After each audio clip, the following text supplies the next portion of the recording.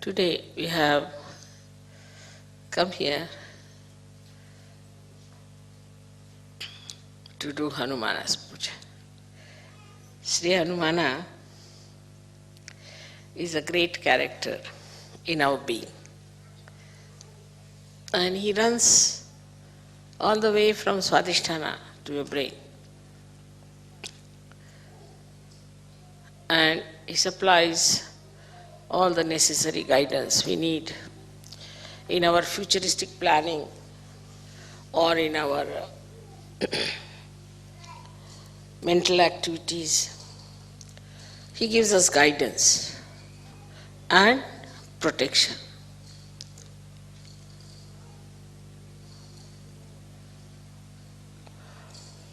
As you know that Germany is a place where people are very active, very right-sided, use their brain too much, and they are very machine-oriented also. It is very surprising how a deity like Sri Hanumana, who is an eternal child, because he was like a monkey, his head was that of a monkey, if not of an elephant. So he was an eternal child, and he was the one who was used to run the right side of human beings. He was told that you must control the sun to begin with. He has to control the sun, that the sun in the people, if there is too much sun, then he must try to control it and make it cooler or smoother. So he was a child after all. So as soon he was born, when he knew that he has to look after the sun, he said, why not eat it off? So he ran up the Virata's body and ate up the Surya. There he had to be told, no, you have to control him, you don't have to put him inside your stomach.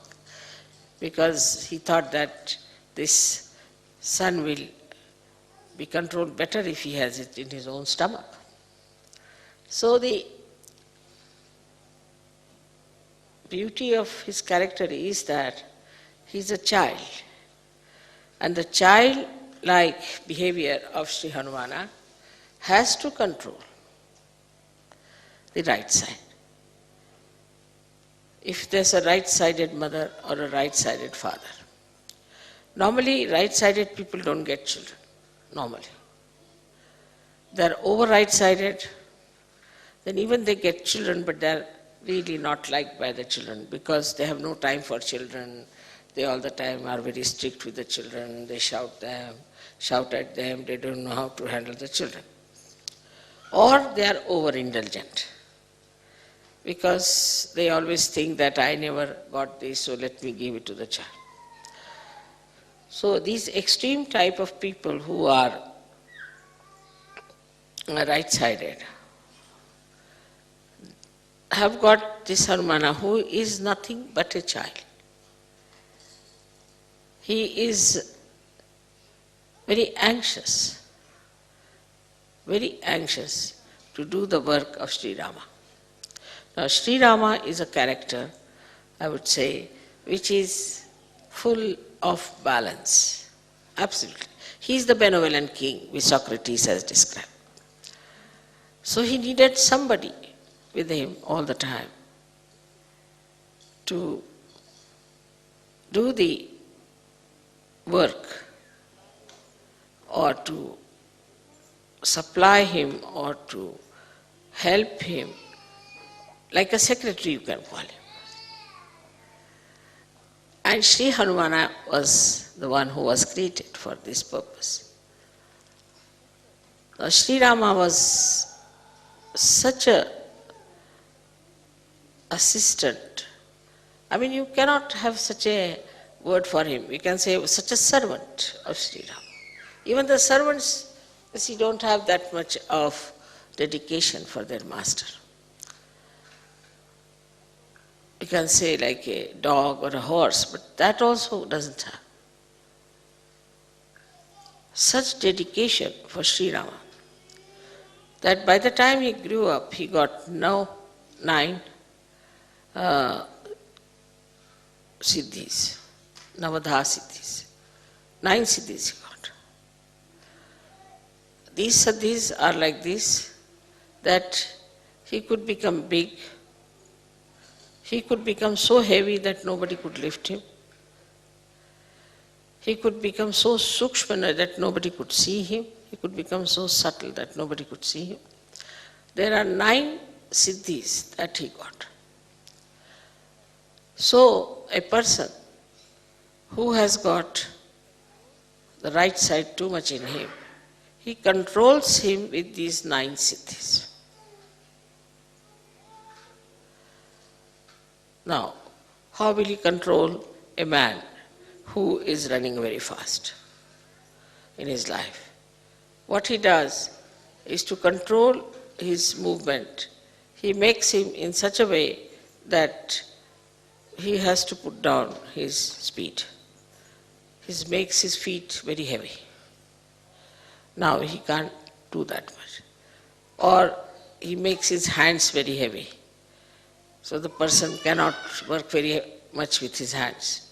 So he can give a tremendous kind of a lethargic heaviness to a person who is a very right-sided person. He has got another siddhis, which are very interesting, is that he can extend he doesn't have many weapons, he has only one gada in his hand. And he can extend his tail to any extent, and he can handle people with his tails. He does not have to use his hand. Sitting down here, he can put the tail around anywhere. If he wants, he can just make a mountain of his tail and sit on that. Like he has all these monkey tricks, as you call them, you see. And all these things he has within himself is to control a person who is extremely right-sided, to begin with. Then he can fly in the air. Just he doesn't have any wings, but he can just fly in the air. That means he can become so big that the amount of air he displaces has a much more weight than his own weight. Just the same principle Archimedes, if you know the Archimedes principle. That he becomes so big that his body starts floating in the air. Like a boat, you see, you can call it. And he can fly in the air. And by flying in the air, he can carry the message from one to another through the ether. Now the subtle of the ether that we have is under the command of Sri Hanumana. He is the one who controls, or is the lord of this ether, the subtle of the ether, or say the causal of the ether, and through it, it communicates.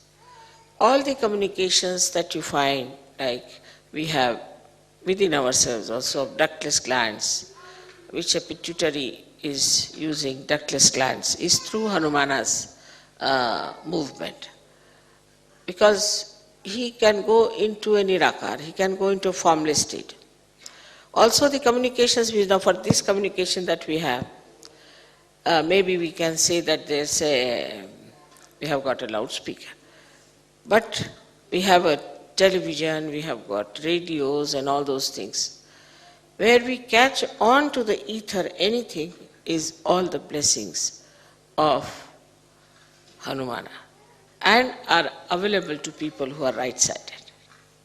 Only the right-sided people discover these things of the space, which we call as a cordless telephone or a thing without we have also telegraphs and where we don't use any wires. So without any connection, through the ether, he can manage. So all the ethereal connections has been done by this great engineer, Sri Hanumana. And it is so perfect, that you cannot challenge it and you cannot find faults with it. Maybe your instruments may not be all right, but as far as his ethereal work is concerned, he is perfectly there. Now the scientists discover it and think that it is in the nature, but they never think, how can it be? We say something in the ether, and how is it is received on the other hand? They just take it for granted that it is so, that we say something here or we relay something on the television and it is seen the other side. But they never even think or search out how it is done, what is the way. And this is what is the work of Sri Hanumana, who has done such a beautiful network. And through that network, all these things work out. So, even on the right side, the vibrations we get in the molecules, as you know that we get molecules like sulfur dioxide. If you have the sulfur has 2 oxygen, and the oxygen goes on pulsating like that. They are isometric, symmetric type of vibrations. You all must be knowing about it. So all these things, symmetric and isometric vibrations, are created by whom? Nobody wants to know. Nobody wants to find out. Because after all, in an atom or imagine in a molecule, that deep, who does that job? Is done by Sri Hanuman in his subtle ways. So he has another great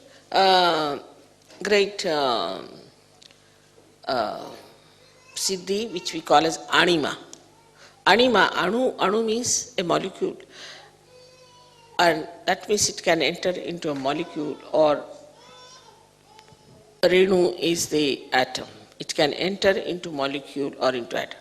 Now many scientists think that they are in the modern times they discovered the molecules. It's not so, because it's already in our old scriptures description of anima is there, is of anu, renu is there. So it's already described there. Now, then wherever you see the electromagnetic forces working, it is worked through Hanumana's blessings. He is the one who creates electromagnetic forces. So now we can see that as Ganesha has got the magnetic force in him, he is the magnet. He has got the magnetic force. Then we can say the electromagnetic is the one which we call as Hanumana's force, on the material side of it. But from the matter, he goes up to the brain. So he rises from Swadhisthana up to the brain. So in the brain also, he creates the co-relationships of different sides of our brain. So how much he gives us? I mean, we can say if Ganesha gives us the wisdom, then he gives us the power to think. He protects us also, that we should not think of bad things. That is, we can say that if Ganesha gives us the wisdom, then Sri Hanumana gives us the conscience. I hope you understand the difference between the two. Wisdom is where you do not need conscience so much, because you are wise, you know what is good, what is bad. But conscience is needed in a personality where he is to be controlled. And that control comes from Sri Hanumana, which is the conscience in the human being. Now this conscience which is Sri Hanumana is the subtle form of him, which gives us, is in Sanskrit called as Sat Viveka Buddhi. Means Sat means truth, Asat means untruth, and Viveka means the discrimination, and Buddhi means the intelligence. So intelligence to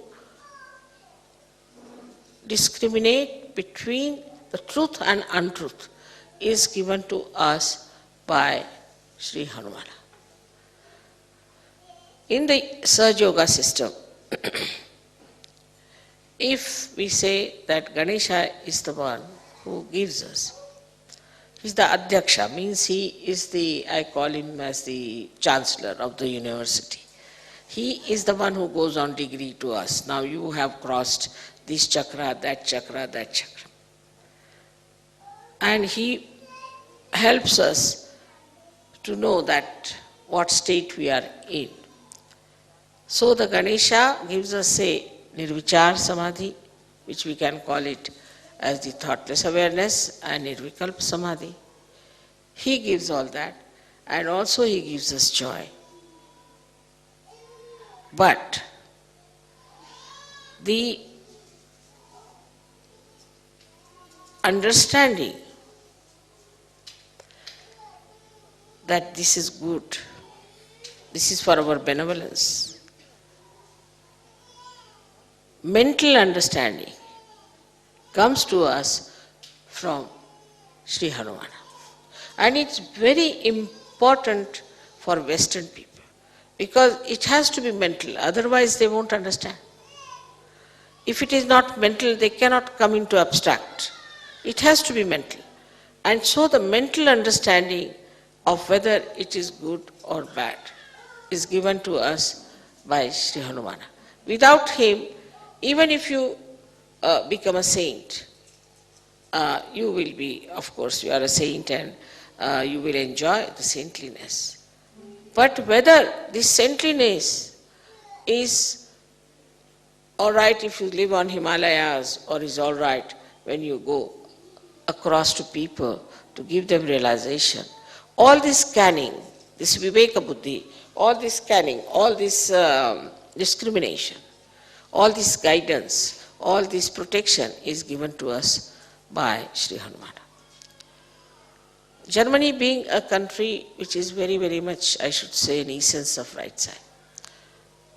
And because of it being such an essence of right side, it's important to get the protector of right side here worshipped. But in all that, Viveka Buddhi, in that discrimination, he knows one thing, that he is absolutely subservient to Sri Rama. Now what is Sri Rama? Sri Rama is the benevolent king. He works for the benevolence. And Sri Rama himself is a formal king, like Sankocha we call it. I mean, English words are not so good to explain, but Sri Rama is the one who is, who will not push forward himself. He keeps back. He's very balanced, he's a very poised person. So the Hanumana, you see, he is the one who is always anxious to do the work of Sri Rama, always.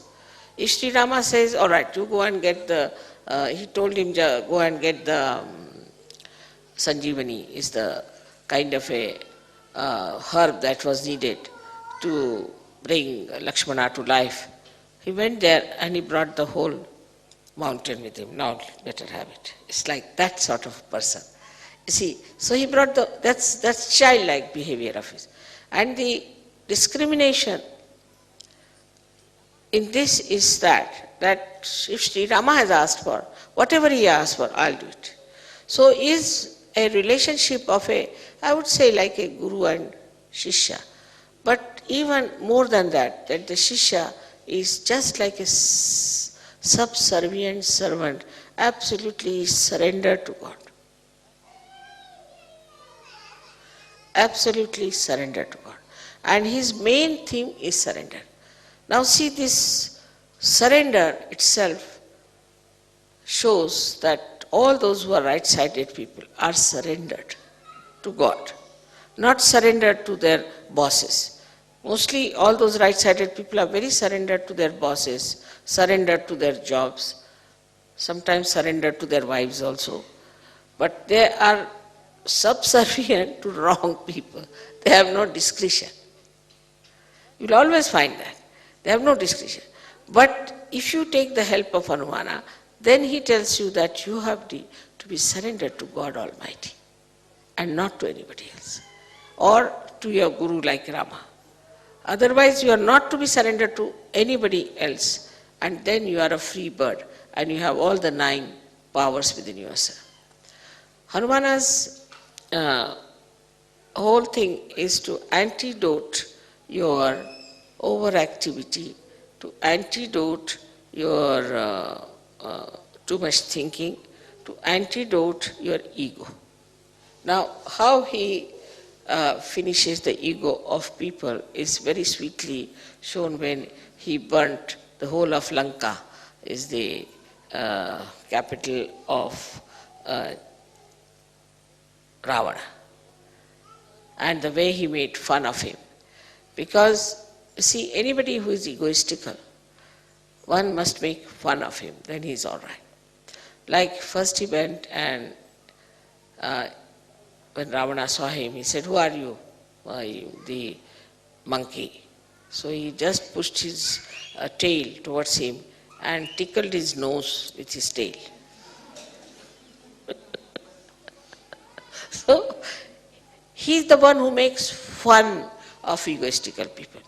Now if somebody egoistical tries to trouble you, he is the one, he'll make such fun out of him that you'll be amazed how this fellow was jumping like a Humpty Dumpty has fallen down and has broken his crown. So, see, it is the job of Hanumana to protect you from egoistical people.